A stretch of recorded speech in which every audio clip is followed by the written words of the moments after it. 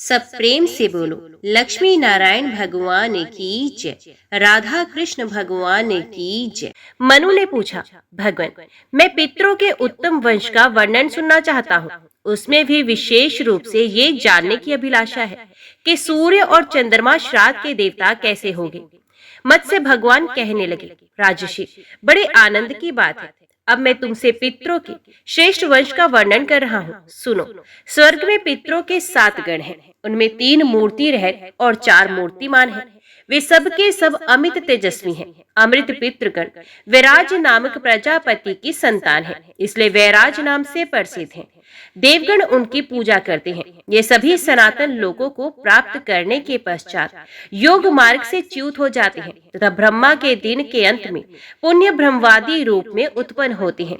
उस समय ये पूर्व जन्म की स्मृति हो जाने से पुण्य सर्वोत्तम सांख्य योग का आश्रय लेकर योगा अभ्यास द्वारा आवागमन के चक्र से मुक्त करने वाली सिद्धि प्राप्त कर लेते हैं। इस कारण दाताओं द्वारा योगियों को ही श्राद्धीय वस्तुएं प्रदान करनी चाहिए। इन उपर्युक्त पितरों की मानसी कन्या मैना हिमवान की पत्नी मानी गई है। मैना को उसका पुत्र है क्रोंच उससे भी पहले पैदा हुआ था। इसी क्रोंच के नाम पर घृत से परिवेष्टित चतुर्थ द्वीप क्रोंच द्वीप नाम से विख्यात हुआ। तत्पश्चात मैना ने उमा, एकपर्णा और अपर्णा नाम की 3 कन्याओं को जन्म दिया, जो सब की सब योगाभ्यास में निरत, कठोर व्रत में तत्पर तथा लोक में सर्वश्रेष्ठ तपस्विनी थी।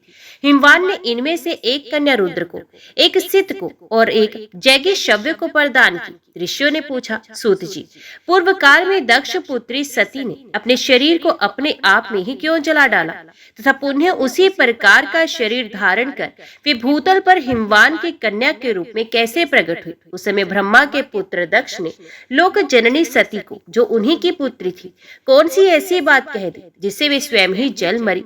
ये सभी बातें हमें विस्तार पूर्वक बताई। सूत जी कहते हैं, ऋषियों, प्राचीन काल में दक्ष ने एक विशाल यज्ञ का अनुष्ठान किया था।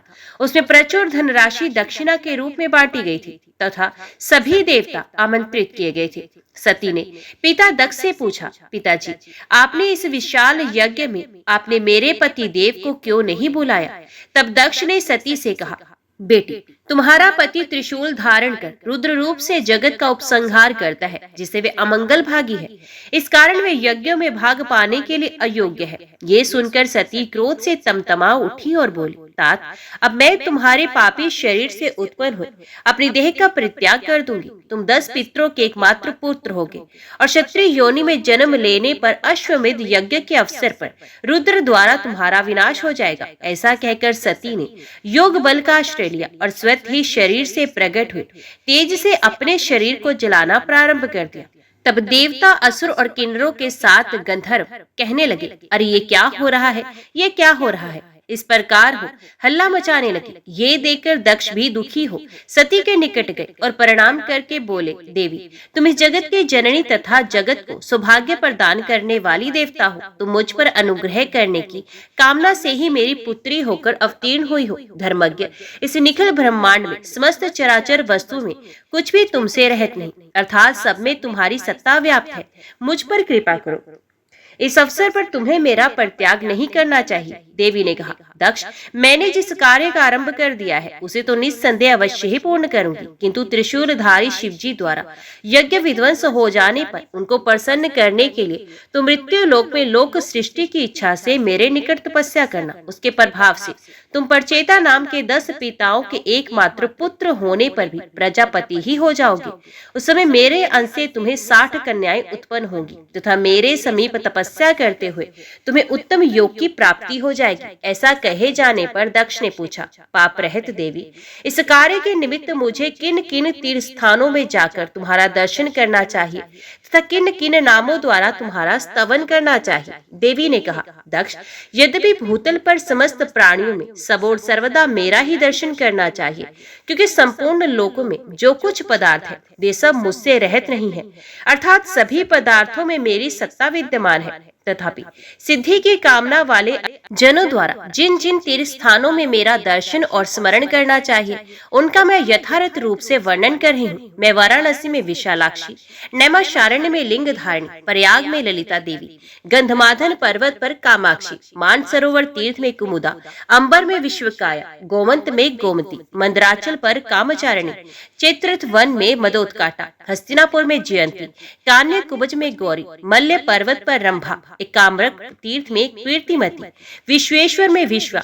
पुष्कर में पुरुहुता, केदार तीर्थ में मार्गदायिनी, हिमवान के पृष्ठ भाग में नंदा, गोकर्ण तीर्थ में भद्रकर्णिका, थानेश्वर में भवानी, बिल्व तीर्थ में बिलपत्रिका, श्रीशैल पर माधवी, भद्रेश्वर तीर्थ में भद्रा, वरहा शैल पर जया, कमलारी तीर्थ में कमला, रुद्रकोटि में रुद्राणी, कालंजर गिरी पर काली, महालिंग तीर्थ में कपिला, मरकोट में मुक्तेश्वरी, शालिग्राम तीर्थ में महादेवी, शिवलिंग में जलप्रिया, मायापुरी में कुमारी, संतान तीर्थ में ललिता, सहस्रार तीर्थ में उत्तलपाक्षी, कमलाक्ष तीर्थ में महोत्पला, गंगा में मंगला, पुरुषोत्तम तीर्थ में विमला, विपाशा में अमोघाक्षी, पुंड्रोवर्धन में पाटला, सुपार्श्व तीर्थ में नारायणी, विकुट में भद्र सुंदरी, विपुल में विपुला, मलयाचल पर कल्याणी, कोटि तीर्थ में कोटवी, माधवन में सुगंधा, गोदाश्रम में तिरसंध्या, गंगा द्वार में रति प्रिया, शिवकुंड तीर्थ में शिवानंदा, देविका के तट पर नंदिनी, द्वारकापुरी में रुक्मणी और वृंदावन में राधा हूँ।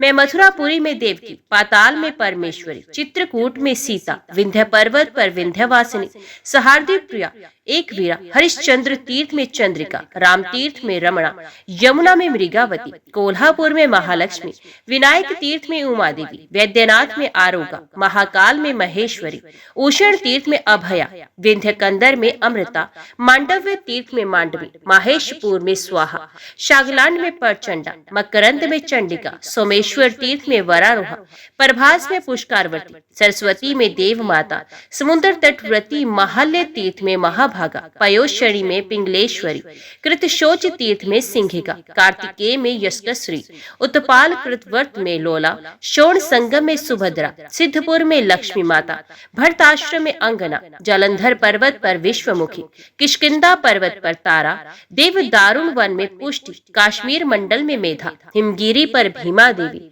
विश्वेश्वर में पुष्टि, कपाल मोचन में शुद्धि, कारावजन, गुजरात में माता, शांखोधार में ध्वनि, पिंडारक क्षेत्र में धृति, चनाब में काला, अशोध में शिवकारिणी, वेणा में अमृता, बद्री तीर्थ में उर्वशी, उत्तर कुरु में औषधि, कुशदीप में कुशोदका, हेमकुंड पर्वत पर मनमथा, मुकुट में सत्यवादिनी, अश्वतीर्थ में वंदनिया, वैशल्यारण्य में निधि, वैदभवन में गायत्री, शिव सन्निधि में पार्वती, देवलोक में इंद्राणी, ब्रह्मा के मुखों में सरस्वती, सूर्यबिंब में प्रभा, माताओं में वैष्णवी, सत्यों में अरुंधति, सुंदरी स्त्रियों में तिलोत्तमा, चित्त में ब्रह्मकला और अखिल शरीरधारियों में शक्ति नाम से निवास करती हूँ। इस प्रकार मैंने अपने 108 श्रेष्ठ नामों का वर्णन कर दिया। इसी के साथ 108 तीर्थों का भी नाम उल्लेख हो गया। जो मनुष्य मेरे इन नामों का स्मरण करेगा अथवा दूसरे के मुख से श्रवण मात्र कर लेगा, वे अपने निखिल पापों से मुक्त हो जाएगा। इसी प्रकार जो मनुष्य इन उपयुक्त तीर्थों में स्नान करके मेरा दर्शन करेगा, वे समस्त पापों से मुक्त होकर कल्प पर्यंत शिवपुर में निवास करेगा। तथा जो मानव इन तीर्थों में मेरे इस परम अंतिम समय का स्मरण करेगा, वे ब्रह्मांड का भेदन करके शंकर जी के परम पद शिवलोक को प्राप्त हो जाएगा। जो मनुष्य तृतीया अथवा अष्टमी तिथि के दिन शिव जी के सन्निकट जाकर मेरे इन 108 नामों का पाठ करके उन्हें सुनाएगा, वे बहुत से पुत्रों वाला हो जाएगा। जो विद्वान गोदान, श्राद्ध दान अथवा प्रतिचित देवार्चन के समय इन नामों का पाठ करेगा, वे परब्रह्म पद को प्राप्त हो जाएगा।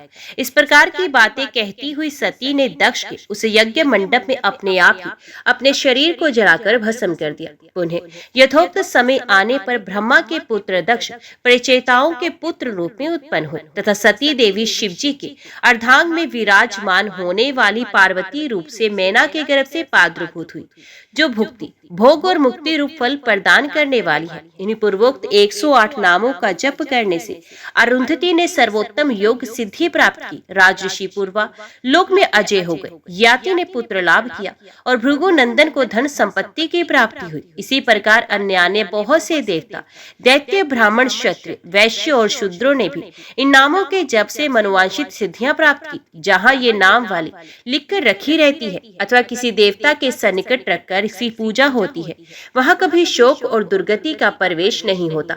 सूत जी कहते हैं, ऋषियों, मरीचि के वंशज देवताओं के पितृगण जहाँ निवास करते हैं वे लोग सोमपथ के नाम से विख्यात है।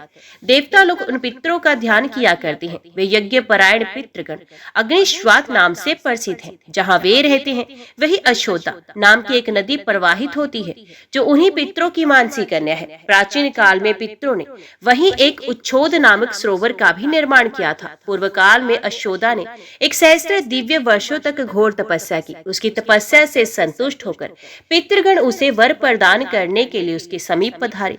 वे सबके सब पितृ दिव्य रूपधारी थे। उनके शरीर पर दिव्य सुगंध का अनुलेप लगा हुआ था तथा गले में दिव्य पुष्पमाला लटक रही थी। वे सभी नव युवक बल संपन्न एवं कामदेव के सदृश सौंदर्यशाली थे। उन पितरों में अमावसु नामक पितृ को देखकर वर की अभिलाषा वाली सुंदरी अशोदा व्यग्र हो उठी और उनके साथ रहने की याचना करने लगी। इस मानसिक कदाचार के कारण सुंदरी अशोदा योग से भ्रष्ट हो गई, भूतल पर गिर पड़ी। उसने पहले कभी पृथ्वी का स्पर्श नहीं किया था। जिस तिथि को अमावसु ने अशोदा के साथ निवास करने की अनिच्छा प्रकट की, वे तिथि उनके धैर्य के प्रभाव से लोगों द्वारा अमावस्या नाम से प्रसिद्ध हुई। इसी कारण ये तिथि पितरों को परम प्रिय है। इस तिथि में किया हुआ श्राद्ध आदि कार्य अक्षय फलदायी होता है। इस प्रकार तपस्या के नष्ट हो जाने से अशोदा लज्जित हो गई। वे अत्यंत दीन होकर नीचे मुख किए हुए देवपुर में पुनः अपनी प्रसिद्धि के लिए पितरों से प्रार्थना करने लगी। तब रोती हुई इस तपस्विनी को पितरों ने सांत्वना दी। वे महाभागा पितृभावी देव कार्य का विचार कर प्रसन्नता एवं मंगल से परिपूर्ण वाणी द्वारा उसे इस प्रकार बोली, बुद्धिमान लोग स्वर्गलोक में दिव्य शरीर द्वारा जो कुछ शुभाशुभ कर्म करते हैं वे उसी शरीर से उन कर्मों के फल का उपभोग करते हैं।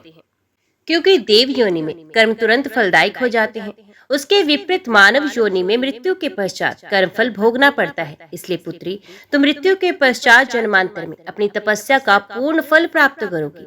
28वें द्वापर में तुम मत्स्य योनि में उत्पन्न होगी। पितृकुल का व्यतिक्रमण करने के कारण तुम्हें उस कष्टदायक योनि की प्राप्ति होगी। पुनः उस योनि से मुक्त होकर तुम राजा वसु की कन्या होगी। कन्या होने पर तुम अपने दुर्लभ लोकों को अवश्य प्राप्त करोगी। उस कन्या अवस्था में तुम्हें बेर के वृक्षों से व्याप्त द्वीप में महर्षि पराशर से एक ऐसे पुत्र की प्राप्ति होगी जो भद्रायण नाम से प्रसिद्ध होगा और कभी अपने कर्म से च्युत ना रहने वाली नारायण का अवतार होगा। तुम्हारा वे पुत्र एक ही वेद को अनेक भागों में विभक्त करेगा। तदंतर समुद्र के अंश से उत्पन्न हुए पूर्ववंशी राजा शंतनु के संयोग से तुम्हें विचित्र वीर एवं महाराज चित्रांगद नामक 2 पुत्र होंगे। बुद्धिमान विचित्र वीर के 2 क्षेत्रज्ञ धृतराष्ट्र और पांडु पुत्रों को उत्पन्न कराकर तुम प्रोष्ठपदी में अष्ट का रूप से पितृलोक में जन्म ग्रहण करोगी। इस प्रकार मनुष्य लोकों में सत्यवती और पितृलोकों में आयु एवं आरोग्य प्रदान करने वाली तथा नित्य संपूर्ण मनोवांछित फलों की प्रदात्री अष्टका नाम से तुम्हारी ख्याति होगी। कालांतर में तुम मनुष्य लोक में नदियों में श्रेष्ठ पुण्य सलिला अशोदा नाम से नदी रूप में जन्म धारण करोगी। ऐसा कहकर पितरों का वे समुदाय वहीं अंतर्हित हो गया तथा अशोदा को अपने उन समस्त कर्म फलों की प्राप्ति हुई जो पहले कहे जा चुके हैं। सूत जी कहते हैं, ऋषियों, स्वर्ग में विभ्राज नामक अन्य तेजस्वी लोक भी हैं, जहाँ परम श्रेष्ठ उत्तम व्रतपरायण बृहस्पति नामक पितृ निवास करते हैं, जहाँ मयूर से युक्त हजारों विमान विद्यमान रहते हैं, जहाँ संकल्प के लिए प्रयुक्त कुश फल लेने के लिए उन्मुख होकर उपस्थित रहते हैं, और वे जहाँ की अभय उदयशाला में पितरों को श्राद्ध प्रदान करने वाले लोग आनंद मनाते रहते हैं। देवताओं और असुरों के गण, गंधर्वों और अप्सराओं के समूह तथा यक्षों और राक्षसों के समुदाय स्वर्ग में उन पितरों के निमित्त यज्ञ का विधान करते रहते हैं। महर्षि पुलस्त्य के सैकड़ों पुत्र जो तपस्या और योग से परिपूर्ण, महान आत्म बल से संपन्न, महान भाग्यशाली एवं अपने भक्तों को अभय प्रदान करने वाले हैं, वहां निवास करते हैं। इन पितरों की एक मानसी कन्या थी जो पिवरी नाम से विख्यात थी। उस योगिनी एवं योग माता पिवरी ने अत्यंत कठोर तप किया। उसकी तपस्या से भगवान विष्णु प्रसन्न हो गए। तब पिवरी ने श्रीहरि से ये वरदान मांगा हे देव, यदि आप मुझ पर प्रसन्न हैं तो मुझे योग अभ्यासी, अत्यंत सौंदर्यशाली, जितेंद्रिय, वक्ताओं में श्रेष्ठ एवं पालन पोषण करने वाला पति प्रदान कीजिए। ये सुनकर भगवान विष्णु ने कहा, सुव्रते, जब महर्षि व्यास के पुत्र शुक्र जन्म धारण करेंगे उस समय तुम उन योगाचार्य की पत्नी होगी। उनके संयोग से तुम्हें एक योग अभ्यास परायणा कृतवी नाम की कन्या उत्पन्न होगी। तब तुम उसे मानव योनि में उत्पन्न हुए पांचाल नरेश को समर्पित कर देना। तुम्हारी ये सिद्धि कन्या ब्रह्मदत्त की माता होकर गौ नाम से प्रसिद्ध होगी। तदंतर कृष्ण, गौर, प्रभु और शंभु नामक तुम्हारे 4 पुत्र होंगे जो महान आत्म बल से संपन्न एवं महान भाग्यशाली होंगे और अंत में परम पद को प्राप्त करेंगे। उन पुत्रों को पैदा करने के पश्चात तुम पुण्य अपने योग बल से वर प्राप्त करोगी और अंत में मोक्ष प्राप्त कर लोगी। महर्षि वशिष्ठ के पुत्र पितृ जो सबके सब मानस नाम से विख्यात है, अत्यंत सुंदर स्वरूप वाले तथा धर्म की मूर्ति हैं। वे सभी स्वर्गलोक से परे ज्योतिराभासी लोकों में निवास करते हैं, जहाँ श्राद्ध करता शूद्र भी संपूर्ण कामनाओं की पूर्ति करने वाले विमानों में विराजमान होकर क्रीड़ा करते रहते हैं। वहाँ क्रियानिष्ठ एवं भक्तिमान श्राद्ध दाता ब्राह्मणों की तो बात ही क्या, इन पितरों की गौ नाम की मानसी कन्या स्वर्गलोक में विराजमान है, जो शुक्र की प्रिय पत्नी और साधकों की कृति का विस्तार करने वाली है। इसी प्रकार सूर्य मंडल में मरीचि गर्भ नाम से प्रसिद्ध अन्य लोक भी हैं, जहाँ अंगिरा के पुत्र हविष्यमान नामक पितृ के रूप में निवास करते हैं। ये राजाओं के पितृ हैं, जो स्वर्ग एवं मोक्ष रूप फल के प्रदाता है, जो श्रेष्ठ क्षत्रिय तीर्थों में श्राद्ध प्रदान करते हैं, इन लोकों में जाते हैं। इन पितरों की एक यशोदा नाम की लोक प्रसिद्ध मानसी कन्या थी, जो पंचजन की श्रेष्ठ पुत्र वधु, अंशुमान की पत्नी, दिलीप की माता और भगीरथ की पितामही थी। अभिष्ट कामनाओं एवं भोगों का फल प्रदान करने वाले कामदूत नामक अन्य पितृलोक भी हैं, जहाँ उत्तम व्रत परायण सुसवधा नाम वाले पितृ निवास करते हैं। वे ही पितृ प्रजापति करदम के लोक में आज्यपय नाम से विख्यात हैं। महर्षि पुलह के अंग से उत्पन्न हुए वैश्यगण उनकी भावना करते हैं। श्राद्ध करता सभी वैश्यगण इन लोकों में पहुंचकर 10,000 जन्मांतरों में देखे और अनुभव किए हुए भी अपने हजारों माता, भाई, पिता, बहन, मित्र, संबंधी और बांधवों को एक साथ देखते हैं। इन पितरों की मानसी कन्या विरजा नाम से विख्यात थी, जो राजा नहुष की पत्नी और याति की माता थी। बाद में वे पति परायणा विरजा ब्रह्मलोक को चली गई और वहां एकाष्टका नाम से प्रसिद्ध हुई। इस प्रकार मैंने 3 पितृगणों का वर्णन किया। अब इसके बाद चौथे गण का वर्णन कर रहा हूँ। ब्रह्मांड के ऊपर मानस नामक लोक विद्यमान है, उसमें अविनाशी सोमप नामक पितृ निवास करते हैं। ये ब्राह्मणों के पितृ हैं। उनकी मानसी कन्या नर्मदा नाम से प्रसिद्ध है। वे सभी पितृ धर्म की सी मूर्ति धारण करने वाले तथा ब्रह्मा से भी परे बतलाए गए हैं। स्वधा से उनकी उत्पत्ति हुई। वे सभी योग अभ्यासी पितृ ब्रह्म तत्व को प्राप्त करके सृष्टि आदि समस्त कार्यों से निवृत्त हो इस समय मानस लोक में विद्यमान है। उनकी ये नर्मदा नामी कन्या भारत के दक्षिणा पथ में आकर जल प्रवाहित करने वाली नदी हुई, जो समस्त प्राणियों को पवित्र कर रही है। इन्हीं पितरों की परंपरा से मनुगण सृष्टि के प्रारंभ में प्रजाओं का निर्माण करते हैं। इस रहस्य को जानकर लोग धर्म का अभाव हो जाने पर भी सर्वदा श्राद्ध करते रहते हैं। इन्हीं पितरों की कृपा से पुनः इन्हीं के द्वारा योग परंपरा को प्राप्त करने के लिए सृष्टि के प्रारंभ में पितरों के लिए श्राद्ध का ही निर्माण किया गया था। इन सभी पितरों के निमित्त चांदी का अथवा चांदी मिश्रित अन्य धातु का भी पात्र आदि स्वधा का उच्चारण करके दान किया जाए तो वे सर्वथा पितरों को प्रसन्न करता है। विद्वान श्राद्धकर्ता को चाहिए कि श्राद्ध काल में अग्नि, सोम और यम का तर्पण करके उन्हें तृप्त करे। अग्नि के अभाव में ब्राह्मण के हाथ पर जल में, अजाकर्ण पर, अश्वकर्ण पर, गौशाला में अथवा जल के निकट डाल दे। पितरों का स्थान आकाश बताया जाता है। उनके लिए दक्षिण दिशा विशेष रूप से प्रशस्त मानी गई है। अपसव्य होकर दिया गया जल, तिल, सव्यांग, डाह, फल का गूदा, गो दुग्ध, मधु, रस, खडक, लोह, मधु, कुश, सावा, अगहनी का चावल, यव, तिन्नी का चावल, मूंग, गन्ना, श्वेत पुष्प और घृत, ये पदार्थ पितरों के लिए सर्वदा प्रिय और प्रशस्त कहे गए हैं। अब जो श्रद्धा कार्य में वर्जित तथा पितरों के लिए अप्रिय है, उन पदार्थों का वर्णन कर रहा हूँ। मसूर, शण, सेम, काला उर्द, कुसुम का पुष्प, कमल, बेल या बिलपत्र, मदार, धतूरा, पारिभद्र, अड़ुसेन का फूल तथा भेड़ और बकरी का दूध। इन्हें पितृ कार्यों में नहीं लेना चाहिए। पितरों से कल्याण प्राप्ति की इच्छा वाले पुरुष को श्राद्ध कार्य में 2 उदार, चना, कैथ, महुआ और अलसी, इन 3 पदार्थों का भी उपभोग नहीं करना चाहिए। जो भक्ति पूर्वक श्राद्ध आदि द्वारा पितरों को प्रसन्न करता है, उसे पितृ भी बदले में हर्षित कर देते हैं। वे पितृगण प्रसन्न होकर समृद्धि, स्वर्ग, आरोग्य और संतान रूपी फल प्रदान करते हैं। इसलिए देव कार्य से भी बढ़कर पितृ कार्य की विशेषता मानी जाती है तथा देवताओं से पूर्व ही पितरों के तर्पण की विधि बताई गई है। ये पितृ शीघ्र ही कृपा करने वाले, क्रोध रहित, शस्त्र विहीन, दृढ़, मैत्री युक्त, शांत आत्मा, पवित्र परायण, सदा प्रियवादी, भक्तों के प्रति अनुरक्त और सुखदायक प्रथम देवता है। हविष्यान्न का भक्षण करने वाले इन पितरों के अधिनायक पद पर श्राद्ध के देवता रूप में सूर्य अधिष्ठित माने गए हैं। इस प्रकार ये पितृवंश का वर्णन मैंने तुम लोग को पूर्ण रूप से बता दिया। ये पुण्य प्रदाता, परम पवित्र और आयु की वृद्धि करने वाला है। मनुष्य को सदा इसका पठन पाठन करना चाहिए। मनु ने मत्स्य भगवान से पूछा, मधुसूदन, श्राद्ध के लिए कौन सा काल उत्तम है? श्राद्ध के विभिन्न भेद कौन से हैं? श्राद्धों में कैसे ब्राह्मणों को भोजन कराना चाहिए तथा कैसे ब्राह्मण वर्जित हैं? दिन के किस भाग में पितरों के लिए श्राद्ध करना उचित है? कैसे पात्र को श्राद्धीय वस्तु प्रदान करनी चाहिए तथा उसका फल पितरों को कैसे प्राप्त होता है? श्राद्ध किस विधि से करना उपयुक्त होता है तथा वे श्राद्ध किस प्रकार पितरों को प्रसन्न करता है? ये सारी बातें मुझे बतलाने की कृपा करें। मत्स्य भगवान कहने लगे, राजर्षि, प्रतिदिन पितरों के प्रति श्रद्धा रखते हुए अन्न आदि से या केवल जल से अथवा दूध या फल मूल से भी श्राद्ध कर्म करना चाहिए। श्राद्ध नित्य, नैमित्तिक और काम्य रूप से 3 प्रकार का बताया गया है। इनमें मैं पहले नित्य श्राद्ध का वर्णन कर रहा हूँ, जो अर्घ और आवाहन से रहित होता है। इसे अदैव मानना चाहिए। पर्वों पर संपन्न होने वाले त्रिपुरुष श्राद्ध को पार्वण कहते हैं। महीपते, ये पार्वण श्राद्ध 3 प्रकार का बताया जाता है, उन्हें सुनो। नरेश्वर, पार्वण श्राद्ध में जिन्हें नियुक्त करना चाहिए उन्हें बताता हूँ, सुनो।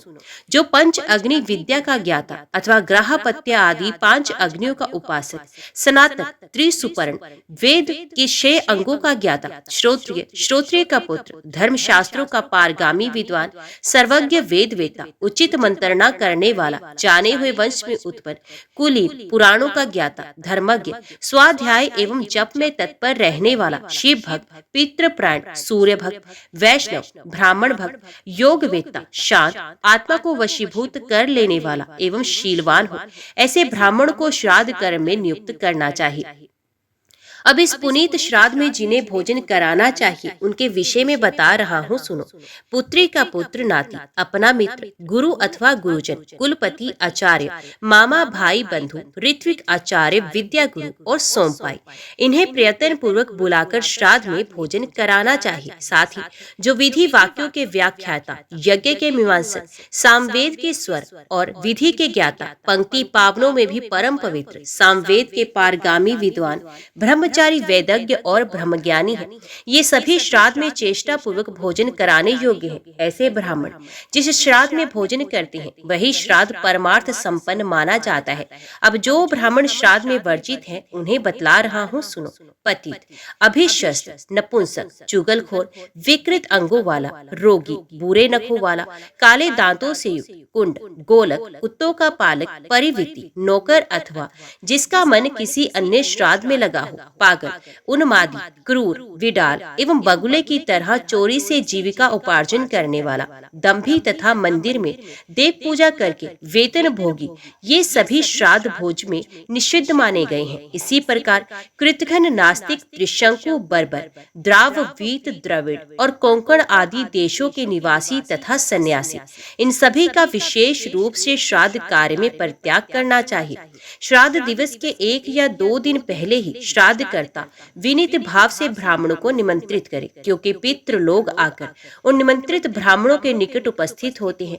वे वायु रूप होकर उन ब्राह्मणों के पीछे पीछे चलते हैं तथा उनके बैठ जाने पर पितृ भी उन्हीं के समीप बैठ जाते हैं। उस समय श्राद्ध करता ब्राह्मण के दाहिने घुटने को स्पर्श कर इस प्रकार प्रार्थना करे, मैं आपको निमंत्रण कर रहा हूँ। इस प्रकार निमंत्रण देकर आपके पिता के भाई बंधुओं को श्राद्ध नियम बताते हुए योग है, मैं अमुक दिन दिन पितृ श्राद्ध करूंगा, अतः उस दिन आप लोगों को निरंतर क्रोध रहित, शोचाचार परायण तथा ब्रह्मचर्य व्रत में स्थित रहना चाहिए। मुझ श्राद्धकर्ता द्वारा भी इन नियमों का पालन किया जाएगा। इस प्रकार पितृ यज्ञ से निर्वृत्त होकर तर्पण कर्म करना चाहिए। श्राद्धकर्ता को पिंड आवाहन वारिक नामक श्राद्ध सदा अमावस्या तिथि में करना चाहिए। गौशाला में या किसी जलाशय के निकट दक्षिण दिशा की ओर ढालू स्थान को गोबर से लीपकर वही भक्ति पूर्वक श्राद्ध कर्म करना चाहिए। श्राद्धकर्ता पितरों के निमित्त बनी हुई चरु को सम संख्यक मुट्ठियों द्वारा मैं पितरों को चरु प्रदान कर रहा हूँ यूं कहकर पितरों को चरु प्रदान करें और शेष सबको अपनी दाहिनी ओर रख ले। तत्पश्चात अग्नि में घी की धारा छोड़कर चरु को 3 भागों में विभक्त करके आगे की ओर रखें। उन भागों को भी 4 अंगुल के विस्तार का लंबा बना देना चाहिए। उन्हें 3 दरवी रखनी चाहिए जो खैर या चांदी मिश्रित अन्य धातु की बनी हो, जिनका परिमाण मुट्ठी बंधे हुए हाथ के बराबर हो, जो अत्यंत चिकनी उत्तम एवं हथेली की बनी हुई सुडोल हो। इस प्रकार अपसव्य होकर जनेऊ को बाएं कंधे से दाहिने कंधे पर रखकर पीतल का जलपात्र, मेक्षण, समिधा, कुश, तिल, अन्यान्य पात्र, शुद्ध नवीन वस्त्र, गंध, धूप, चंदन आदि को लाकर सबको धीरे से अपनी दाहिनी ओर रख ले। इस प्रकार सभी आवश्यक सामग्रियों को एकत्रित करके घर के दरवाजे पर गोबर से लीपी हुई भूमि पर अपसव्य होकर गोमूत्र से मंडल की रचना करें और पुष्प सहित अक्षतों द्वारा उसकी भी पूजा करें। तत्पश्चात बारंबार ब्राह्मणों को अभिनंदन करते हुए उनका पाद प्रक्षालन करें। उन्हें उन ब्राह्मणों को कुछ निर्मित आसनों पर बैठाकर विधि पूर्वक उन्हें आचमन या जलपान कराएं। तदंतर उनसे श्राद्ध के लिए सम्मति ले। बुद्धिमान पुरुष को देव कार्य में 2 और पितृ कार्य में 3 अथवा दोनों कार्यों में 1-1 ब्राह्मण ही भोजन करने योग्य है। धन संपत्ति से संपन्न होने पर भी पार्वण श्राद्ध में विस्तार करना उचित नहीं। पहले विश्वदेव को अर्घ आदि समर्पित करके तत्पश्चात ब्राह्मणों की अर्घ आदि द्वारा पूजा करें। उन्हें श्राद्ध करता ब्राह्मण को चाहिए कि वे उन ब्राह्मणों की आज्ञा लेकर चरु को कांसे के बर्तन में रखकर अपने विधान अनुसार विधि पूर्वक अग्नि में हवन करें। फिर बुद्धिमान पुरुष को अग्नि, सोम और यम का तर्पण करना चाहिए। इस प्रकार एक अग्नि का उपासक यज्ञोपवीत धारी श्रेष्ठ ब्राह्मण दक्षिण नामक अग्नि के प्रज्वलित हो जाने पर श्राद्ध कर्म संपन्न करे। तदंतर निवृत्त होकर उपयुक्त सारी विधियों को समझ ले और अपसव्य होकर सारा कार्य संपन्न करे। फिर उस बचे हुए हवि से 6 पिंड बनाकर उन पर बाएं हाथ से अपने जलपात्र द्वारा तिल सहित जल गिराए और ईर्ष्या द्वेष रहित होकर हाथ में कुश लेकर बायां घुटना मोड़कर प्रयत्न पूर्वक वेदी पर रेखा बनाए तथा दक्षिण दिशा की ओर मुख करके पिंड रखने के लिए बिछाए गए कुशों पर अवनेजन करे। फिर हाथ में करशूल लेकर तथा 1-1 पिंड उठाकर पितरों के गोत्र एवं नामों का उच्चारण करके उन सभी बिछाए गए कुशों पर 1-1 करके रख दे और लेप भागी पितरों की तृप्ति के लिए उन कुशों के मूल भाग में अपने उस हाथ को पहुँच दे। तत्पश्चात पुनः पूर्वत उन पिंडों पर प्रयत्न नेचन जल छोड़े। तद उपरांत गंध, धूप आदि पूजन सामग्रियों द्वारा उन 6 पितरों का पूजन करके उन्हें नमस्कार करे और फिर यथोक्त वेद मंत्रों द्वारा उनका आवाहन करे। एकाग्नि ब्राह्मण के लिए एक ही निर्वाप और एक ही करशूल का विधान है। ये सब संपन्न कर लेने के पश्चात श्राद्धकर्ता कुशों पर पितरों की पत्नियों के लिए अन्न प्रदान करे और पिंडों पर आवाहन एवं विसर्जन आदि क्रिया पूर्वत करे। तत्पश्चात श्राद्धकर्ता उन सभी पिंडों में से थोड़ा थोड़ा अंश लेकर उन्हें सर्वप्रथम प्रयत्न पूर्वक उन निमंत्रित ब्राह्मणों को खिलाएं। चूंकि पिंडदान से निकाले गए अंश को अमावस्या के दिन ब्राह्मण लोग खाते हैं, इसलिए इस श्राद्ध को अन्य वाहिरक कहा जाता है। श्राद्धकर्ता पहले पवित्र सहित तिल और जल को उस ब्राह्मण के हाथ में देकर तत्पश्चात पिंडांश को समर्पित करे और ये हमारे पितरों के लिए स्वधा हो यूं कहते हुए भोजन कराए। उस ब्राह्मण को चाहिए कि वे क्रोध का परित्याग करके भगवान नारायण का स्मरण करते हुए ये बहुत मीठा है, ये परम पवित्र है यूं कहते हुए भोजन करे। उन ब्राह्मणों को तृप्त जानकर तत्पश्चात सभी वर्णों के लिए विक्रा की क्रिया करनी चाहिए। उस समय जल सहित अन्न लेकर पृथ्वी पर जल गिरा दे। पुण्य उन ब्राह्मणों के आचमन कर लेने पर जल, पुष्प, अक्षत आदि सभी सामग्री स्वसित वाचन पूर्वक पिंडों के ऊपर डाल दे। फिर उस श्रद्धा फल को भगवान को अर्पित कर दे, अन्यथा श्राद्ध नष्ट हो जाता है। इसी प्रकार उन ब्राह्मणों की प्रदक्षिणा करके उन्हें विदा करे। उसमें श्राद्धकर्ता दक्षिण दिशा की ओर मुख करके पितरों से अभिलाषा पूर्ति के निमित्त याचना करते हुए यूं कहे, पितृगण, हमारे दाताओं, वेदों और संतानों की वृद्धि हो, हमारी श्रद्धा कभी ना घटे, देने के लिए हमारे पास प्रचुर संपत्ति हो, हमारे अधिक से अधिक अन्न उत्पन्न हो, हमारे घर पर अतिथियों का जमघट लगा रहे, हमसे मांगने वाले बहुत हो, परंतु हम किसी से याचना ना करें। उस समय ब्राह्मण लोग कहें, ऐसा ही हो। इस प्रकार अन्वाहक नामक पार्वण श्राद्ध जिस प्रकार अमावस्या तिथि को बताया गया है, उसी प्रकार अन्य तिथियों में भी किया जा सकता है। श्राद्ध समाप्ति के पश्चात उन पिंडों के गो, बकरी या ब्राह्मण को दे दे, अथवा अग्नि या जल में भी डाल दे, अथवा ब्राह्मण के सामने ही पक्षियों के लिए छींट दे। उनमें मझले पिंड को श्राद्धकर्ता की पत्नी, पितृगण मेरे उदर में संतान की वृद्धि करने वाले गर्भ की स्थापना कराएं, यो याचना करती हुई विनय पूर्वक स्वयं खा जाए। ये पिंड तब तक उचिष्ट बना रहता है जब तक ब्राह्मण विदा नहीं कर दिए जाते। इस प्रकार पितृकर्म के समाप्त हो जाने पर वैश्वदेव का पूजन करना चाहिए। तत्पश्चात अपने इष्ट मित्रों सहित शांति पूर्वक उस पितृ सेवित अन्न का स्वयं भोजन करना चाहिए। श्राद्धकर्ता और श्राद्ध भोक्ता दोनों को श्राद्ध में भोजन करने के पश्चात पुण्य भोजन करना, मार्ग गमन, स्वारी पर चढ़ना, परिश्रम का काम करना, मैथुन, स्वाध्याय, कलह और दिन में शयन, इन सबका उस दिन परित्याग कर देना चाहिए। इस प्रकार उपयुक्त विधि से जमुहाई आदि ना लेकर श्राद्ध कर्म संपन्न करना चाहिए। सपिंडीकरण के पश्चात कन्या, कुंभ और वृषभ राशि पर सूर्य के स्थित रहने पर कृष्ण पक्ष में जहाँ जहाँ पिंडदान करे वहाँ वहाँ अग्निहोत्री श्रद्धाकर्ता को सदा इस विधि से पिंडदान करना चाहिए। ऋषियों ने पूछा, सूत जी, महर्षि कौशिक के पुत्र किस प्रकार उत्तम योग को प्राप्त हुए तथा 5 बार जन्म ग्रहण करने से उनके अशुभ कर्मों का विनाश कैसे हुआ? सूत जी कहते हैं, ऋषियों, कुरुक्षेत्र में कौशिक नामक एक धर्मात्मा महर्षि थे। उनके 7 पुत्र थे। उन पुत्रों के वृत्तांत नाम एवं कर्म अनुसार बता रहा हूँ, सुनिए। उनके सवस्रप, क्रोधन, हिंस्र, पिशुन, कवि, वागदुष्ट और पितृवती ये नाम थे। पिता की मृत्यु के पश्चात वे सभी महर्षि गर्ग के शिष्य हुए। उस समय समस्त लोगों को भयभीत करने वाली महती अनावृष्टि हुई, जिसके कारण भीषण अकाल पड़ गया। इसी बीच वे सभी तपस्वी अपने गुरु गर्गाचार्य की आज्ञा से उनकी सेवा में लगे। वहां वन में वे सभी भूख से अत्यंत पीड़ित हो गए।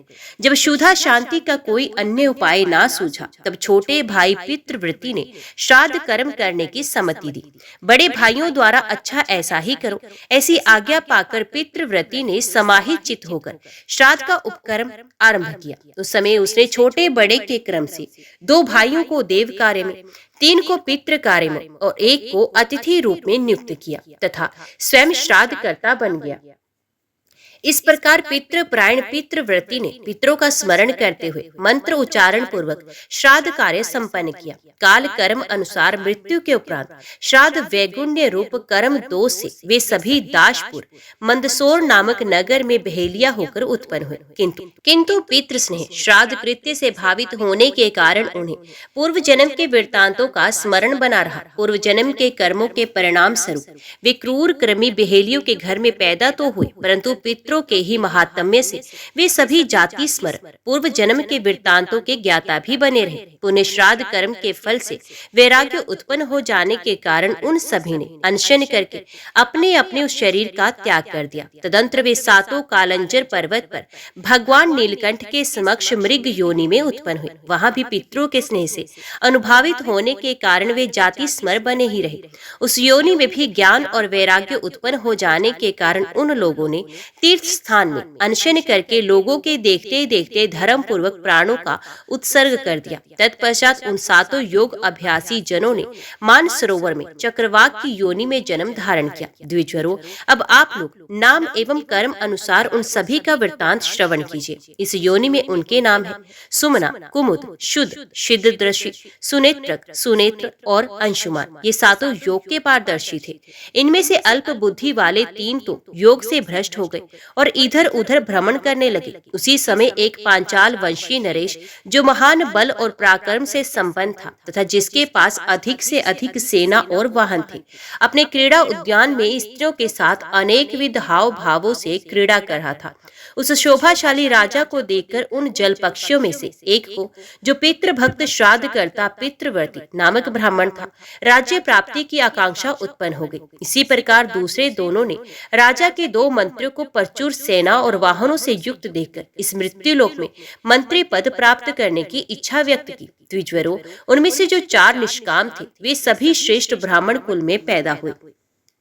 उन तीनों में से पहला राजा विभ्राज के पुत्र रूप में ब्रह्मदत्त नाम से विख्यात हुआ तथा अन्य 2 कंड्रिक और सुबालक नाम से मंत्री के पुत्र हुए। राजा विभ्राज की मृत्यु के उपरांत विद्वान पुरोहित ने ब्रह्मदत्त को राज्य पर अभिषिक्त कर दिया। वे पांचाल नरेश ब्रह्मदत्त प्रबल पराक्रमी, सभी शास्त्रों में प्रवीण, योग्य और सभी जंतुओं के बोली का ज्ञाता था। देवल की सुंदरी कन्या जो सन्नति नाम से विख्यात थी राजा ब्रह्मदत्त की पत्नी हुई। वे ब्रह्मवादिनी थी। उस पत्नी के साथ रहकर राजकुमार ब्रह्मदत्त राज्यभार संभालने लगा। एक बार राजा ब्रह्मदत्त अपनी पत्नी सनती के साथ भ्रमण करने के लिए उद्यान में गया। वहां उसने काम कलह से व्याकुल एक कीट दंपत्ति को देखा। वे कीट जिसका शरीर कामदेव के बाणों से संतप्त हो उठा था, चारों ओर से चींटी से अनुन्य विनय करता हुआ गदगद वाणी में बोला, प्रिय, इस जगत में तुम्हारे समान सुंदरी स्त्री कहीं कोई भी नहीं है। तुम्हारा कट प्रदेश पतला और जंघे मोटे हैं। तुम स्तनों के भारी भार से विनम्र होकर चलने वाली, स्वर्ण के समान गौर वर्ण सुंदर कमर वाली, मृदु भाषिणी, मनोहर हास्य से युक्त, भली भांति लक्ष्य को भेदन करने वाले, नेत्रों और जीभ से संवित तथा गुड़ और शक्कर की प्रेमी हो। तुम मेरे भोजन कर लेने के पश्चात भोजन करती हो तथा मेरे स्नान कर लेने पर स्नान करती हो। इसी प्रकार मेरे परदेश चले जाने पर तुम दीन हो जाती हो और क्रुद्ध होने पर भयभीत हो जाती हो। कल्याणी, बताओ तो सही, तुम किस कारण क्रोध से मुंह फुलाए बैठी हो?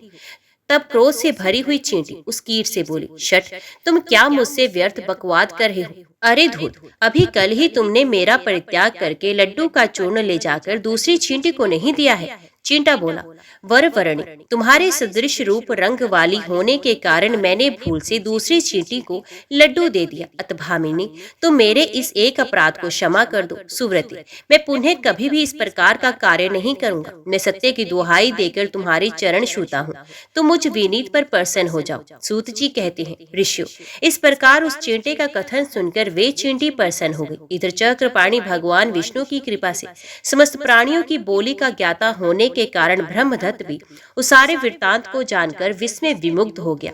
ऋषियों ने पूछा, सूत जी, ब्रह्मदत्त इस भूतल पर जन्म लेकर समस्त प्राणियों की बोली के ज्ञाता कैसे हो गए तथा वे चारों चक्रवाक किसके कुल में उत्पन्न हुए? सूत जी कहते हैं, ऋषियों, वे चारों चक्रवाक उसी ब्रह्मदत्त के नगर में एक वृद्ध ब्राह्मण के पुत्र रूप से उत्पन्न हुए थे।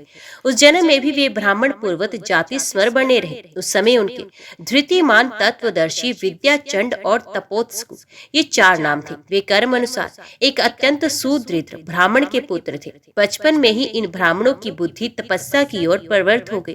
तब ये द्विज श्रेष्ठ पिता से प्रार्थना करते हुए बोले, पिताजी, हम लोग तपस्या करके परम सिद्धि प्राप्त करना चाहते हैं। उनके इस कथन को सुनकर महातपस्वी सुदृढ़ दीन वाणी में बोले, पुत्रो, ये कैसी बात कह रहे हो? मुझे दरिद्र बूढ़े पिता को छोड़कर तुम लोग वनवासी होना चाहते हो? भला मेरा परित्याग कर देने से तुम लोगों को कौन सा धर्म प्राप्त होगा तथा तुम्हारी क्या गति होगी? ये तो महान अधर्म है। ऐसा कहकर पिता ने उन्हें मना कर दिया।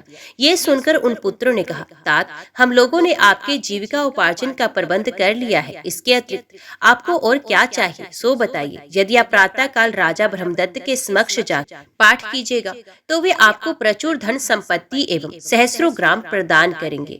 जो कुरुक्षेत्र में श्रेष्ठ ब्राह्मण, दाशपुर, मंदसौर में व्याध, कालंजर पर्वत पर मृग और मान सरोवर में 7 चक्रवाक थे, वे सिद्ध होकर यहाँ निवास करते हैं। पिता से ऐसा कहकर वे सभी तपस्या करने के लिए वन में चले गए। इधर वृद्ध सुदृढ़ भी अपनी स्वार्थ सिद्धि के लिए राजभवन की ओर चल पड़े। अब ब्रह्मदत्त की उत्पत्ति कथा बताते हैं। पूर्व काल में पांचाल देश के एक अणहु नामक नरेश हो गए हैं, जो विभ्राट के पुत्र थे। वे पुत्र प्राप्ति की कामना से कठोर व्रत में तत्पर होकर सामर्थ्यशाली एवं सर्वव्यापक देव देवेश्वर नारायण श्री हरि की आराधना करने लगे। तत्पश्चात अधिक काल व्यतीत होने पर भगवान जनार्दन उनकी आराधना से प्रसन्न हुए और उनके समक्ष प्रकट होकर बोले, राजन, तुम्हारा कल्याण हो। अब तुम अपना मनोवांछित वरदान मांग लो। भगवान विष्णु के ऐसा कहने पर राजा ने उत्तम वर की याचना करते हुए कहा, दिवेश, मुझे ऐसा पुत्र प्रदान कीजिए जो महान बल पराक्रम से संपन्न, संपूर्ण शास्त्रों का पारगामी विद्वान, धार्मिक, श्रेष्ठ योगी, संपूर्ण प्राणियों की बोली का ज्ञाता और योग अभ्यासी हो। भगवान, मुझे ऐसा ही औरस पुत्र दीजिए। ये सुनकर विश्वात्मा परमेश्वर परमेश्वर, राजा से ऐसा ही हो, यो कहकर समस्त देवताओं के देखते देखते वहीं अंतर ध्यान हो गए। तदंतर समय अनुसार वही प्रतापी ब्रह्मदत्त उस राजा अणु का पुत्र हुआ, जो आगे चलकर संपूर्ण जीवों पर दयालु, समस्त प्राणियों में अमित बल संपन्न, संपूर्ण प्राणियों की भाषा का ज्ञाता और समस्त प्राणियों के राजा धीराज सम्राट हुआ। तत्पश्चात जहाँ वे कीट दंपति बातें करते हुए स्थित थे, वहां पहुंचने पर चींटे की काम चेष्टा को देखकर योगात्मा ब्रह्मदत्त को हंसी आ गई। राजा को हंसते देखकर महारानी सनती आश्चर्यचकित हो उठी और मन में किसी भावी अनर्थ की आशंका करके नरेश्वर ब्रह्मदत्त से प्रश्न कर बैठी। सनती ने पूछा, राजन, अकस्मात आपका ये अट्टहास किस लिए हुआ है? असमय आपको ये क्या हंसी आ गई? इस हास्य का कारण मैं समझ नहीं पा रही। सूची कहते हैं, ऋषियों, तब राजकुमार ब्रह्मदत्त ने महारानी चींटे चींटे की उस सारी वार्तालाप को सुनाते हुए कहा, वरानने, इनके प्रेमालाप पूर्ण वचनों को सुनने से मुझे ऐसी हंसी आ गई है।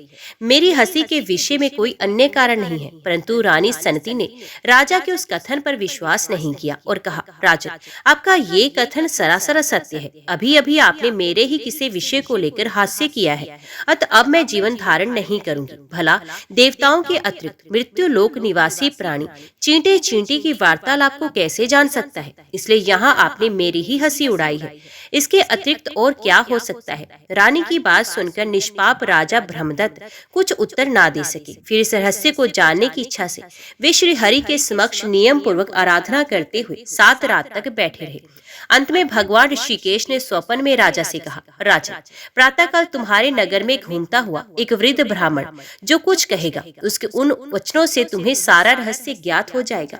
यूं कहकर भगवान विष्णु अंतर ध्यान हो गए। तदंतर प्रातःकाल जब राजा ब्रह्मदत्त अपनी पत्नी और दोनों मंत्रियों के साथ नगर से निकल रहे थे, उसी समय उन्होंने अपने समक्ष आते हुए उस वृद्ध ब्राह्मण को देखा, जो इस प्रकार कह रहा था। ब्राह्मण कह रहा था, जो पहले कुरुक्षेत्र में श्रेष्ठ ब्राह्मण के रूप में, दाशपुर में व्याध के रूप में, कालंजर पर्वत पर मृग योनि में और मान सरोवर में 7 चक्रवाक के रूप में उत्पन्न हुए थे, वे ही व्यक्ति अब सिद्ध होकर यहाँ निवास कर रहे हैं। सूत जी कहते हैं, ऋषियों, ब्राह्मण की ऐसी बात सुनकर राजा शोकाकुल हो अपने दोनों मंत्रियों के साथ भूतल पर गिर पड़े। उस समय उन्हें जाति स्मृतव पूर्व जन्म के वृत्तांतों के ज्ञान की प्राप्ति हो गई। उन दोनों श्रेष्ठ मंत्रियों में से एक बाभ्य सुबालक कामशास्त्र का प्रणेता और संपूर्ण शास्त्रों का ज्ञाता था, वे संसार में पांचाल नाम से विख्यात था। दूसरा कंड्रीक भी धर्मात्मा और वेद शास्त्र का प्रवर्तक था। वे दोनों भी उस समय राजा के अग्रभाग में शोकाविष्ट हो धराशायी हो गए और उन्हें भी पूर्व जन्म की स्मृति हो गई। उस समय वे विलाप करते हुए कहने लगे, हाय, हम लोग लोलुप हो कर्म बंधन में फंसकर योग से पूर्णता भ्रष्ट हो गए। इस तरह अनेकाविध विलाप करके वे तीनों योग के पारदर्शी विद्वान विस्याविष्ट हो बारंबार श्राद्ध के महात्म्य का अभिनंदन करने लगे। तत्पश्चात राजा ने उस ब्राह्मण को अनेक गांवों सहित प्रचुर धन संपत्ति प्रदान की। इस प्रकार धन की प्राप्ति से हर्षित हुए उस वृद्ध ब्राह्मण को विदा कर राजा ब्रह्मदत्त ने राजलक्षणों से युक्त अपने विश्वक्सेन नामक औरस पुत्र को राज्य पर अभिषिक्त कर दिया और स्वयं जंगल की राह ली। तदंतर ब्रह्मदत्त आदि वे सभी श्रेष्ठ योगी मत्स्य रहित एवं पितृ भक्त होकर उस मान सरोवर में परस्पर आ मिले। सनती का अमर्ष गल गया और वे राजा से कहने लगी, राजा, आप जो ये अभिलाषा कर रहे हैं वे सब राज्य त्याग का ही परिणाम है और निश्चय ही मेरे द्वारा घटित हुआ है। राजा ने ऐसा ही हो कहकर उसकी बात को स्वीकार किया और पुनः उसका अभिनंदन करते हुए कहा, ये तुम्हारी ही कृपा है जो मुझे ये सारा फल प्राप्त हो रहा है। तदंतर वे सभी वनवासी योग का आश्रय लेकर अपने तपोबल के प्रभाव से ब्रह्मरंध्र द्वारा प्राण त्याग करके परम पद को प्राप्त हो गए। इस प्रकार प्रसन्न हुए पितामह पितृलोक मनुष्यों को आयु धन विद्या स्वर्ग मोक्ष सुख पुत्र और राज्य प्रदान करते हैं। द्विजवरों, जो मनुष्य ब्रह्मदत्त के इस पितृ महात्म्य को ब्राह्मणों को सुनाता है या स्वयं श्रवण करता है अथवा पढ़ता है, वे 100 करोड़ कल्पों तक ब्रह्मलोक में प्रशंसित होता है। ओम नमो भगवते वासुदेवाय नमः। जय श्री राधे कृष्ण। आज की वीडियो में इतना ही। उम्मीद करती हूँ वीडियो आपको पसंद आई होगी। वीडियो पसंद आई हो तो वीडियो को लाइक और चैनल को सब्सक्राइब जरूर कीजिएगा। जय श्री हरि लिखकर कमेंट बॉक्स में अपनी हाजिरी और अपने सुझाव देना ना भूलेगा। तो मिलते हैं अगली कथा अगली वीडियो के साथ। तब तक के लिए देखते व सुनते रहिए। जय मां कंजक, जय माता दी।